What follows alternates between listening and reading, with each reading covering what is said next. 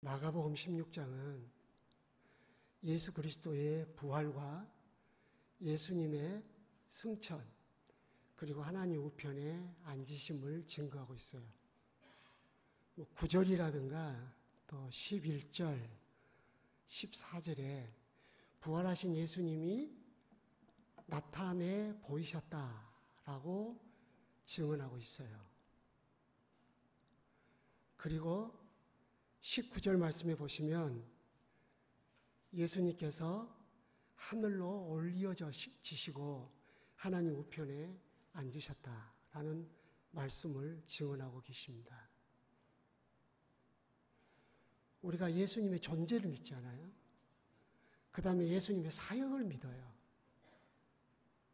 예수님의 사역 가운데 십자가 부활을 우리는 강조하지만 빼놓을 수 없는 게 예수님의 승천과 하나님 우편에 앉아 계심입니다. 부활과 재림 사이에 예수 그리스도께서 우리에게 믿도록 요구하신 내용이 예수님의 승천과 하나님 우편에 앉으신 것이라고 말씀하십니다. 히브리서는 예수님의 하나님 우편에 앉으심, 이것을 구속의 완결, 그리고 새로운 시작으로 묘사를 합니다. 골로새서 3장 1절 같은 부분에서는 우리로 하여금 땅의 것을 찾지 말고 위의 것을 찾으라 그러면서 예수께서 하나님 우편에 앉아 계신다, 그렇게 말씀하십니다. 곧 하늘을 찾는다는 것, 위의 것을 찾는다는 것은 승천하셔서 하나님 우편에 앉아 계신 예수님을 바라본다는 것입니다. 그를 의지하고 그를 찬양하고 다시 오실 그분을 기다리고, 뿐만 아니라 사도행전은 성령 받은 사람들이 어떻게 믿음 생활을 했는가를 소개하는 것 가운데 성령 충만한 사람 스데반, 이분이 순교 현장에서 하늘을 우러러 하나님의 영광과 그 우편에 서신 예수 그리스도를 바라봤다라고 소개하고 있습니다. 그런데 마가복음 16장은 예수님의 부활과 승천과 하나님의 오른편에 앉으심만을 증거하는 게 아니고 그것을 믿는 성도들에게 공적인 삶, 예수를 믿는 성도로서 그 믿음을 드러내면서 살 것을 요구하는 아주 강력한 메시지가 소개되어 있습니다. 나는 이걸 믿습니다. 난 이걸 경험했어.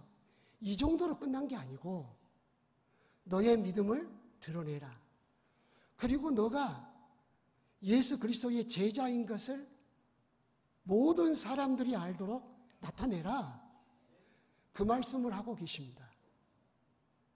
오늘 읽으신 20절 말씀은 11 제자가 예수님의 제자인 것을 온 세상에 공적으로 드러내면서 살았다, 그걸 소개하고 있습니다. 그리고 14절에서 18절까지는 그들이 그런 제자로서 또 복음을 믿는 사람으로서 공적인 삶을 살 수 있게 된 변화의 기본 베이스를 소개하고 있어요. 그것은 첫 번째 14절에 보시면은 14절 15절까지 부활하신 예수님이 11 제자를 만나 주심으로부터 이 변화가 시작됐어요. 마가복음을 기록하게 하신 성령님이 굉장히 의도성을 갖고 기록을 하셨다고 저는 봐요. 부활하신 예수님께서 제일 먼저 11 제자를 만나셔야 되지 않아요? 11 제자들에게 자신을 나타내셔야 그게 순리적이다.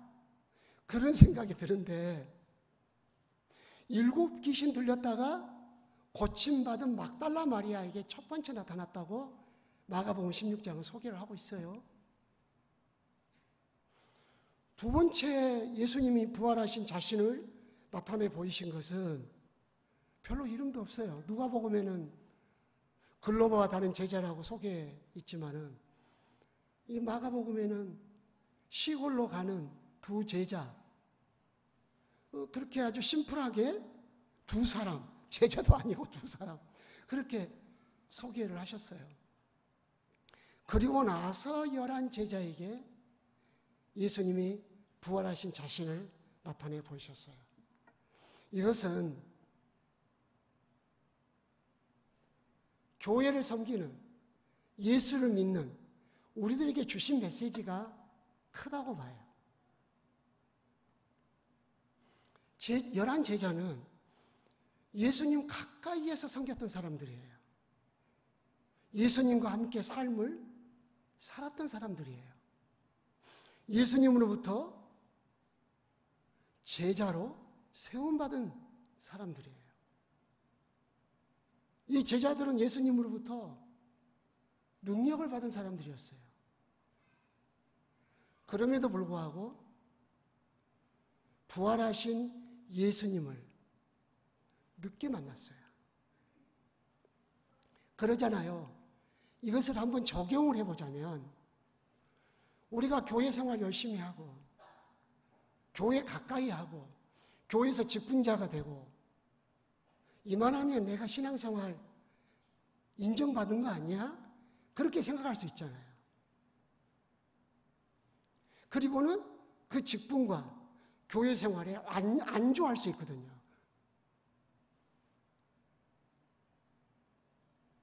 그러나 그들은 예수님의 부활 소식을 듣고도 의심하고 믿지 않았어요.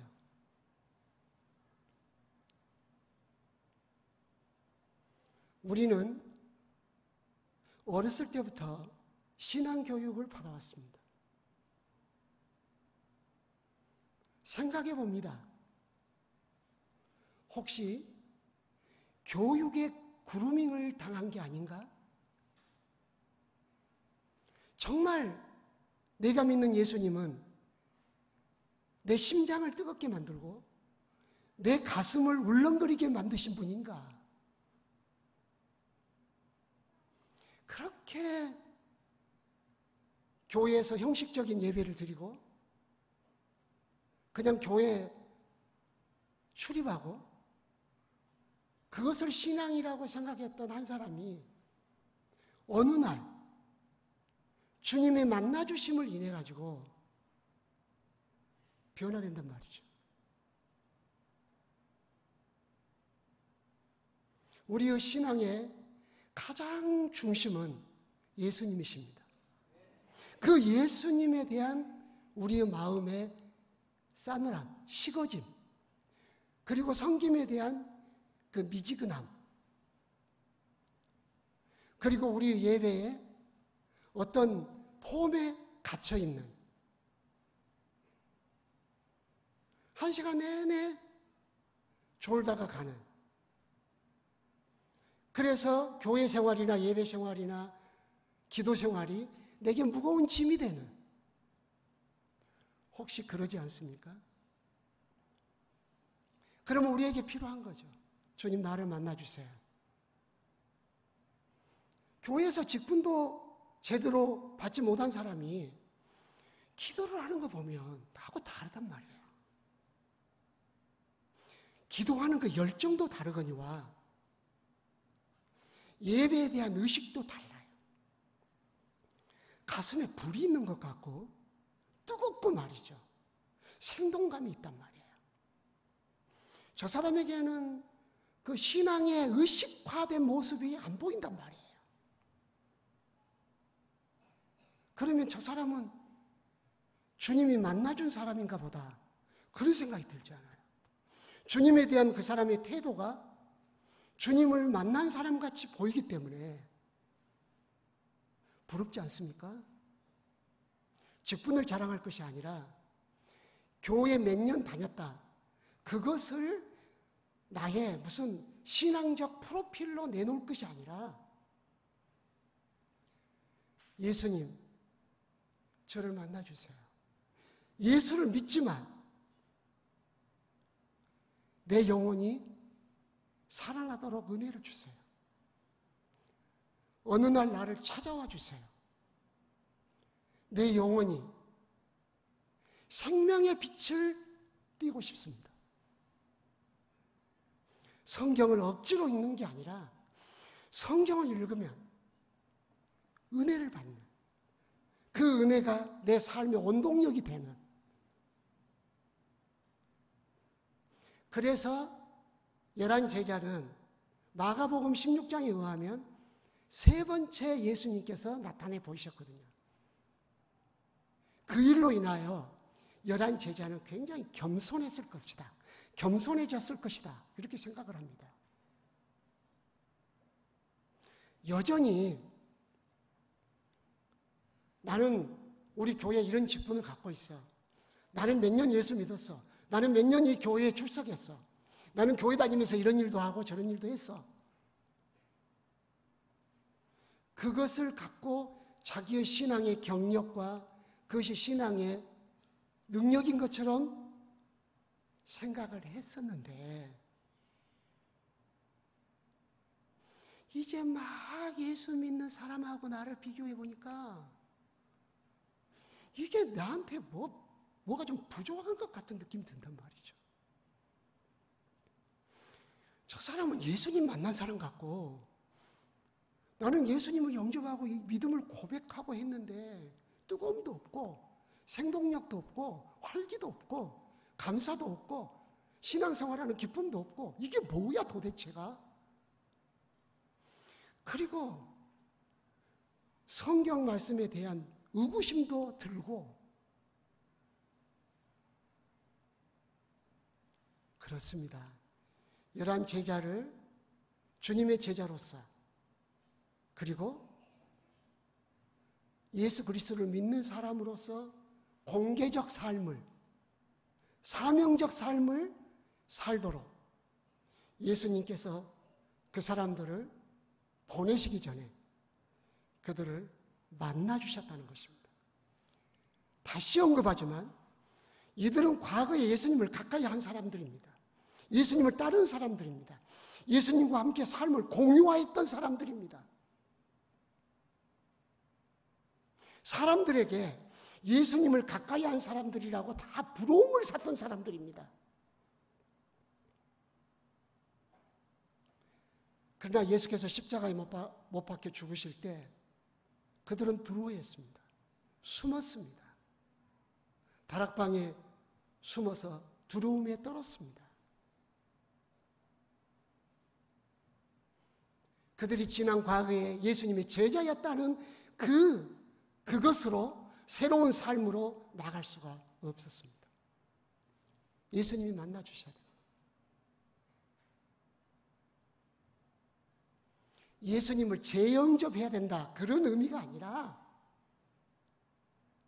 예수님 나를 찾아오셔서 내 영혼을 소생시키시고 주님 당신에 대해서, 복음에 대해서, 내 신앙생활에 대해서 생명을 불어넣어 주십시오.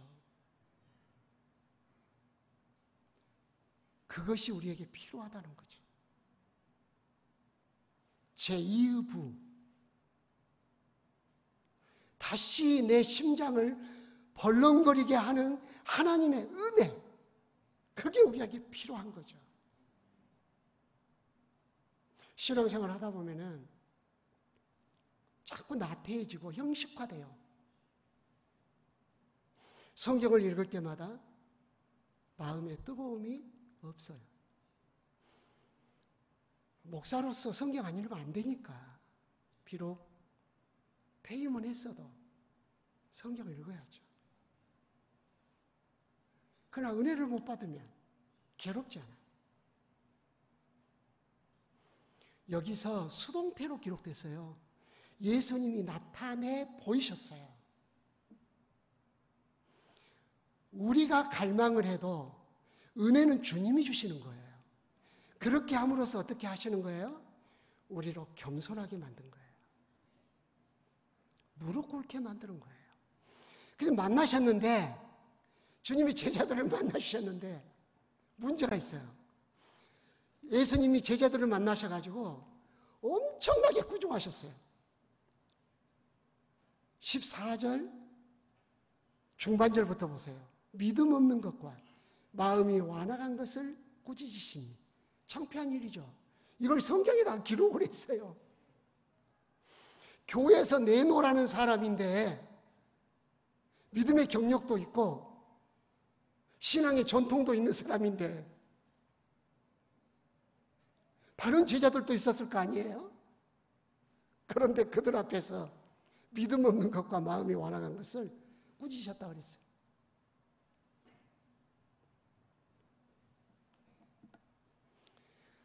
어렸을 때부터 지금까지 신앙생활 하면서 가장 기다려진 은혜는 성경을 읽다가 회개하는 마음이 드는 것. 그것이 기다려져요. 2로의 말씀을 읽어도 기쁨이 없어요. 2로의 찬양을 불러도 기쁨이 없어요. 그 이유가 뭘까? 성경을 읽으면서 주님으로부터 책망을 듣는 거예요. 사람에게서 책망을 들으면 기분도 나쁘고 언짢아요. 상처를 받을 수도 있어요. 근데 진짜 묘해요. 주님으로부터 책망받으면 안 그래요. 주님으로부터 책망을 받으면 주님 앞에 엎드려져서 성경에 눈물을 떨어뜨리고 성경을 눈물로 적시고 얼굴을 성경에 대고 울고 나면 날아갈 것처럼 기뻐요. 그때 주님을 위해 살겠습니다. 주님 영광을 위해 살겠습니다. 그런 소원하는 기도가 나온단 말이죠. 그리고 나는 죄인이구나. 그런 마음으로 인해서 더 겸손한 태도로 갖게 돼요. 우리의 겸손이 사라지고 주님을 향한 소원적 삶이 사라진 이유는 11 제자가 예수님으로부터 직접 꾸중과 책망을 받는 것과 같은 그 은혜를 받지 못했기 때문이에요. 어느 날부터 우리는 격려와 이의로 할 수 있다, 믿음으로 하자, 이런 것들이 대세를 이루고 있고 주님 앞에 은혜를 받자, 꾸중받는 은혜를 받자. 새벽에 일어나 기도하다가 주님으로부터 내 죄가 밝히 드러나서 다윗처럼 침상을 적시는 그런 눈물이 내게 있기를 원한다고 하는 그런 믿음의 기도나 열망이 사라지고 있어요.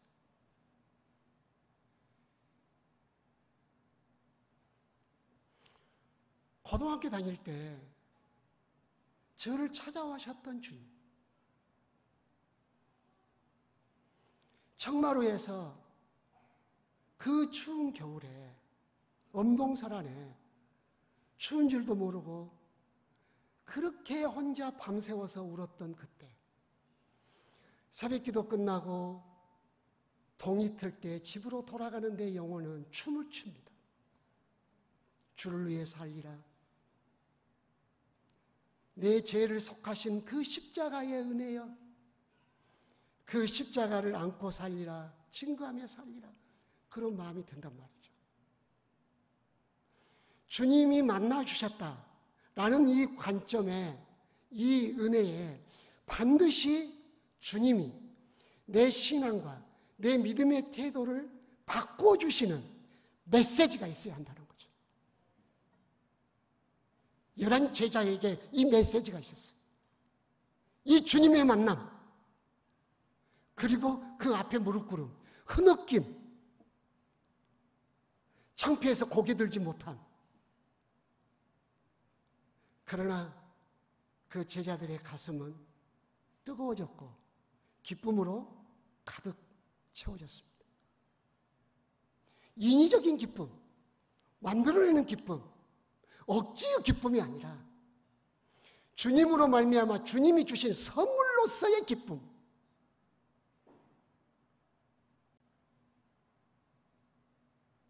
바로 11 제자에게 그 은혜를 주셨어요.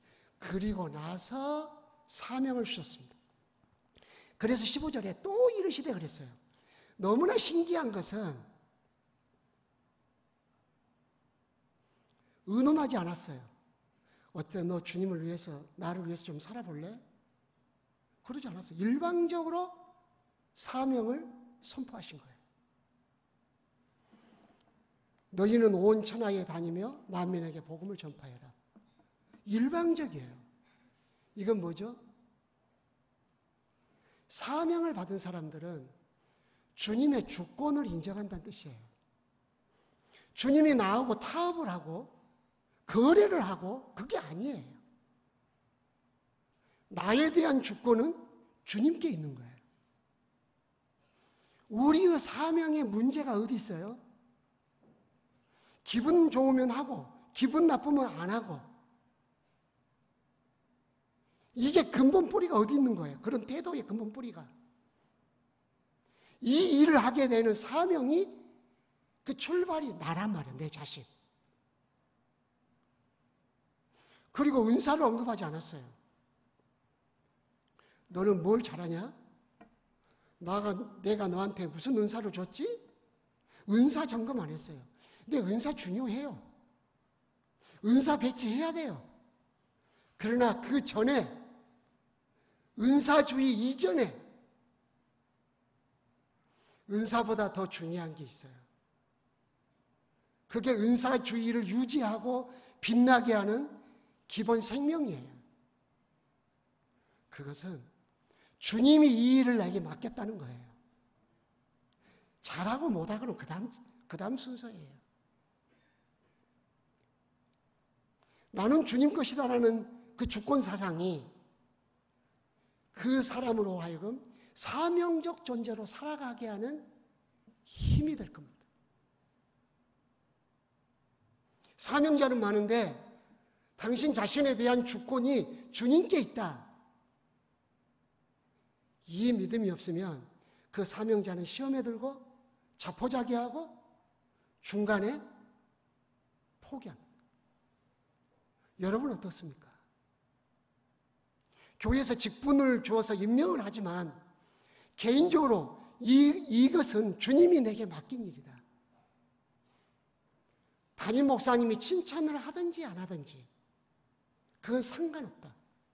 이 일은 담임 목사님을 통해서 주님이 나에게 사명을 주신 거다. 그러므로 나는 주님을 바라보면서 이 일을 해야 한다. 사람들의 칭찬이 있든 힘든 일이 있든 상관하지 않겠다. 이게 사명자의 태도 아니겠어요? 내게 은사가 있다. 그러면 어때요?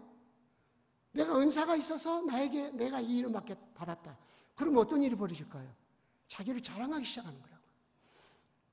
주님의 이름을 찬양하지만 사실 주님의 이름을 이용해서 나를 드러내는 경우가 굉장히 많거든요. 자기를 슈퍼스타식으로 생각하고 사람들을 그렇게 바라봐 주기를 바라는 그런 마음이 있단 말이에요.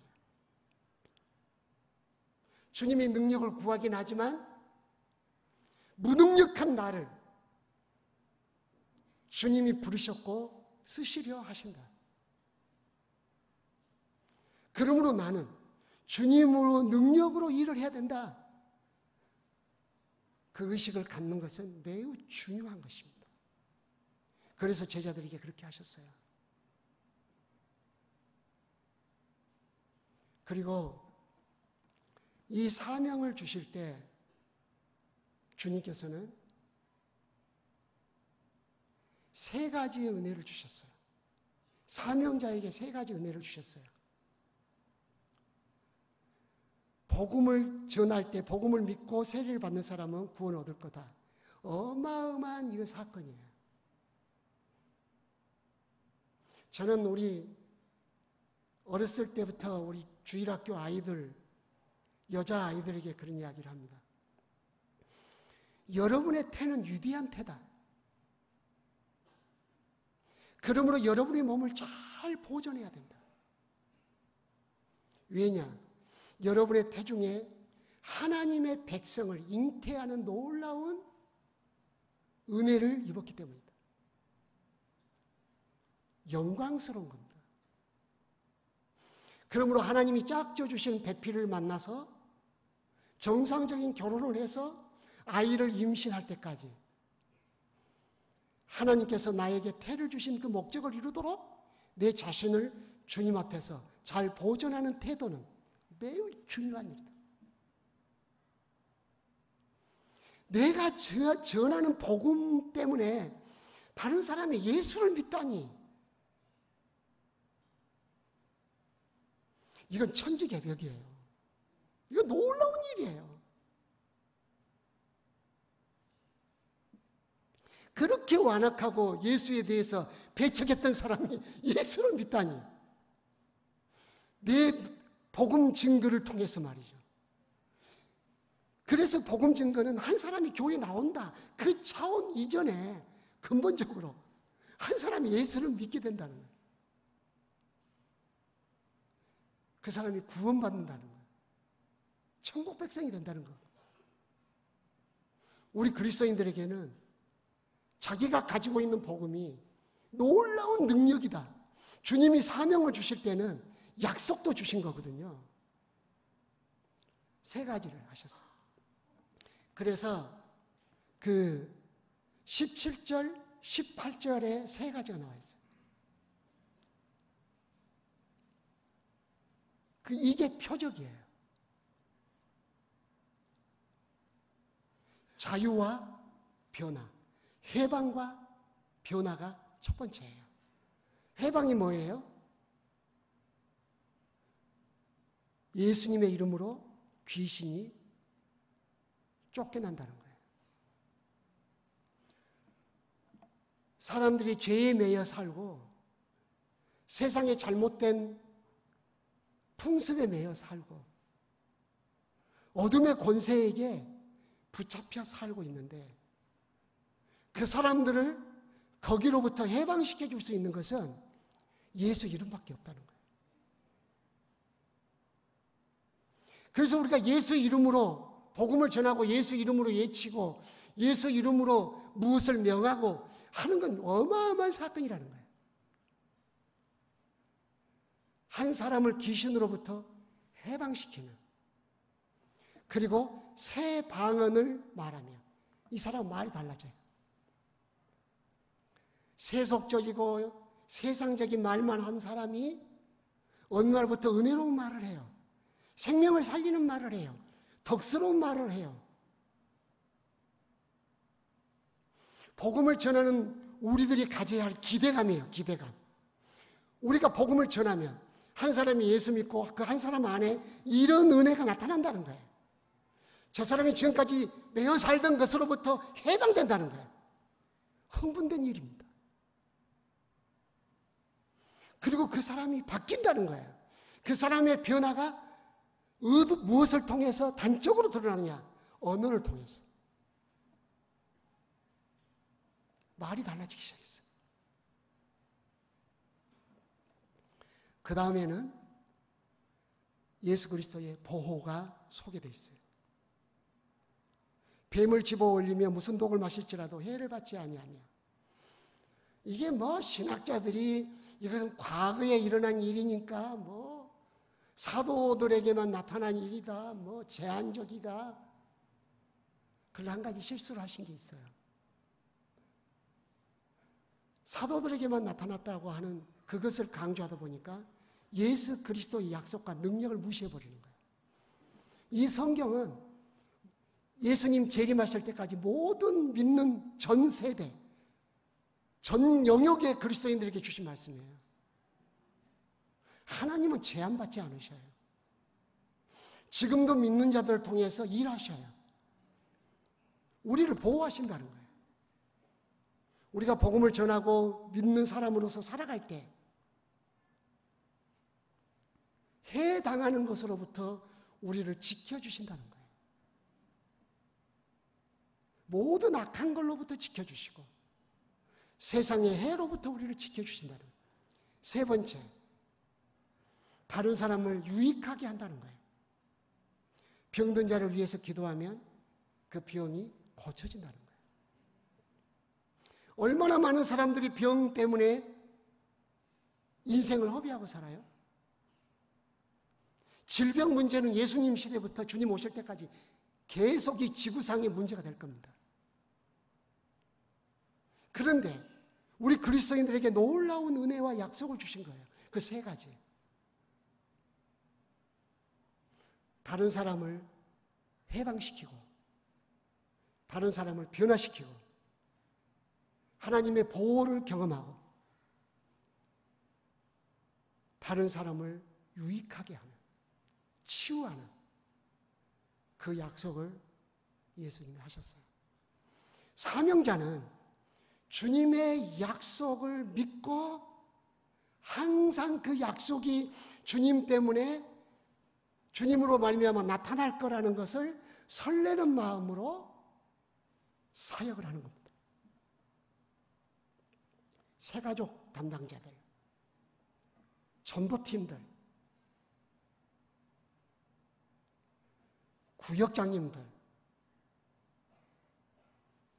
주님이 약속하신 이 세 가지가 우리 구역 안에서 오늘 내가 전도 나가서 전도할 전도 현장 속에서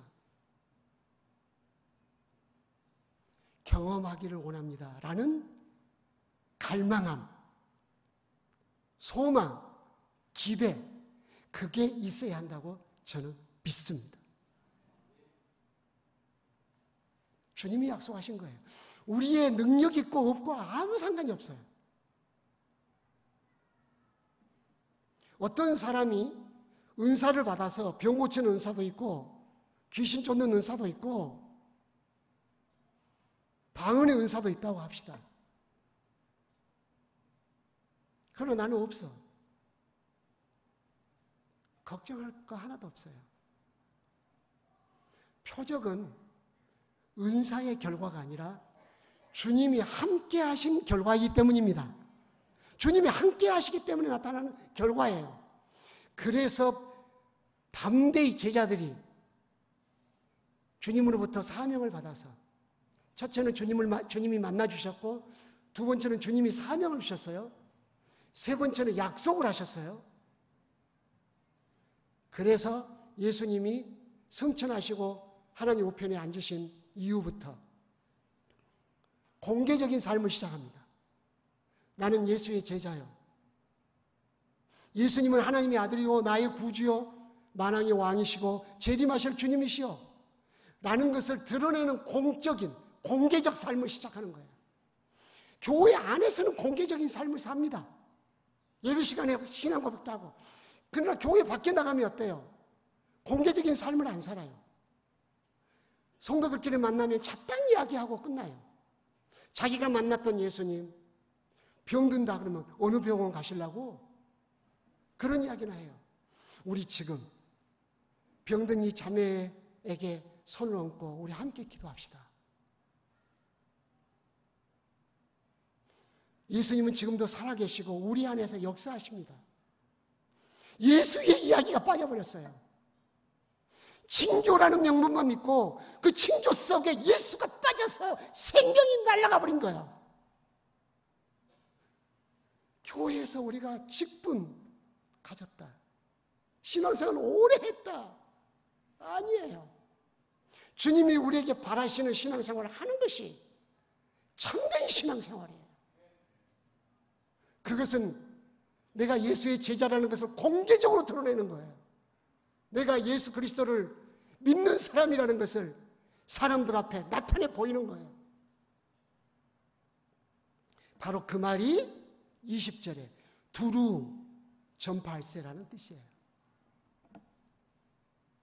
이곳에 가든지 저곳에 가든지 예수 그리스도를 이야기해요.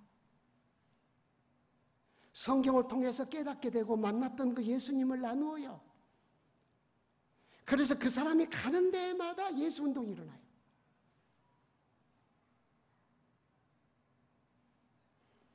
자기 이야기를 하는 사람이 있어요.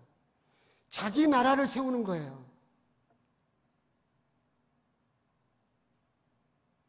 밥 사주고 친하게 지내고 거기에 예수 이야기가 빠지고 은혜 이야기가 빠지면 그 모든 것은 자기를 위하여 사람을 매수하는 거예요. 우리 그리스도인들 명심하셔야 돼요. 오늘 내가 마트에 가든지 시장에 가든지 구역예배를 드리러 가든지 길거리에서 누구를 만나든지 항상 나는 예수 그리스도를 드러내고 증거하는, 내가 누군가를 나타내는 그런 액션, 그런 은혜를 끼쳐야 한다는 걸 잊어서는 안 돼요. 정말이에요. 이게 두루 나가 전파할세예요. 우리가 어디를 가든지, 식사 자리에 가든지 어떤 모임 자리에 가서도 잡다한 이야기만 하고 정치 이야기만 하고 세속적인 이야기만 하고 끝내면 안 돼요. 하다못해 복음 증거를 위해서 함께 기도도 해야 돼요. 이 땅의 교회를 위해서도 기도해야 돼요. 그때 주님의 약속이 함께 하셨어요. 주께서 함께 역사하사 그랬어요. 주님의 약속이 성취된 거예요. 주님은 우리가 그 사역을 할 때 함께 하기를 기대하고 계십니다. 근데 우리가 예수 이야기 안 해요. 나는 예수의 제자라는 걸 안 드러내요. 돈 많은 사람이라는 걸 드러내요. 세상에서 높은 직분에 있다는 것을 드러내요. 자기를 자랑해요. 그러니 주님이 역사 안 해요. 주님을 두루 전해야 주님이 두루 역사하신단 말이에요. 그래서 그 가운데 표적이 나타났어요. 자유하는 사건이 벌어지고 언어가 달라지고 모든 해로부터 보호되는 은총을 경험하고 하나님의 능력이 나타난단 말이에요. 하나님에게 일하실 수 있는 기회를 드리는 거예요. 우리는 주님이 사라지고 나로 그 자리를 채우고 있지 않는가 생각하셔야 돼요. 그 결과 어떻게 됐어요? 그 따르는 표적으로, 표적이 중요한 것이 아니라 주님이 중요한 거예요. 주님 때문에 표적이 일어나기 때문에. 주님 없는 표적은 거짓이에요. 사탄도 이적을 베푼다 그랬어요. 말씀을 확실히 증언하시니라. 예수님이 어떤 분이고 예수님이 이런 말씀을 하셨다 하는 것을 사람들 속에 받아들일 수밖에 없도록 증거했다는 뜻이에요. 우리들의 친교, 우리들의 만남, 우리들의 대화, 우리들의 모든 삶의 영역, 그것은 세상을 향한 예수님에 대한 증언이에요. 그리고 예수님이 하신 말씀에 대한 증언입니다. 강주 전남 남전도에 회원들 소수가 오셨지만 직분에 머물면 안 돼요. 오랫동안 예수 믿었다는데 갇혀 있으면 안 돼요. 교회에서 중요한 정책을 할 때 내가 회의에 들어가서 그 정책을 하는, 내가 우리 교회에서 그래도 한 자리 하는 사람이다, 그 생각하시면 안 돼요. 정말이에요. 예수님을 만난 사람이 돼야 돼요. 예수님께 책망받는 사람. 예수님 앞에서 울어본 사람. 그래서 기쁘고 죄사함의 은혜로 인해서 주님께 영광 돌리는, 그리고 주님으로부터 사명을 받아야 돼요. 그 사명이 일상적인 삶 속에서 나타나야 돼요. 그래서 주님이 함께 하시는 영광교회 교우뿐만 아니라 강주 전남 우리 남전도의 회원들 되시기를 원합니다.